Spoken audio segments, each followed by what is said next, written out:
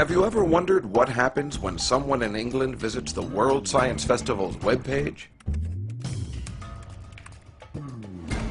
First, their computer needs to ask the World Science Festival server for a copy of that webpage.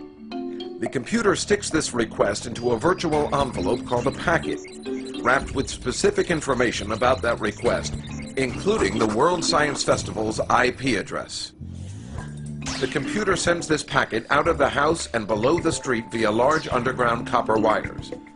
It passes through small regional networks before ending up here at Telehouse North in London. Telehouse North is England's main internet hub. The IP address on this packet tells the hub that the World Science Festival server is actually in Los Angeles. So Telehouse North sends the packet out as light across the Atlantic, over fiber optic cables buried deep beneath the ocean. The packet ends up here, 60 Hudson Street, New York City, the largest internet hub on the East Coast. This hub sends the packet through a series of regional networks connecting New York to Los Angeles, where the World Science Festival server resides. The server reads the request and gets ready to send the web page to England. But web pages made up of images and text are too large to send as a single packet of data. So how do we get it back to England? Imagine a group of 5,000 tourists visiting New York City in a single gigantic tour bus. They are way up in Harlem, but they want to visit the Statue of Liberty before it closes. But it's rush hour, on a Friday. There's no way that giant bus is going to fit through those crazy congested streets. So they decide to get off the bus and spread out.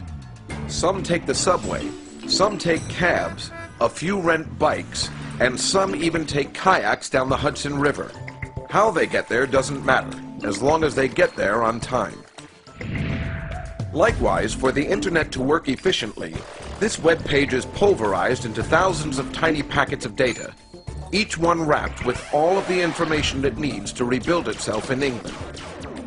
The packets are sent to LA's One Wilshire hub, which checks the traffic report before sending them off. Through miles and miles of land they travel, checking in through different hubs. Like our New York City tourists, those packets don't care how they get there, as long as they get there as fast as possible. Most of them will go through 60 Hudson in New York, where they are redirected back to England as light, riding a fiber of glass as thick as a silver dollar. Then back on copper wire, through regional British networks, until all the packets reach their destination and this epic journey, it all happens in about a second, along with trillions upon trillions of similar journeys that happen each and every day on this remarkable, easy to take for granted network of networks we call the Internet.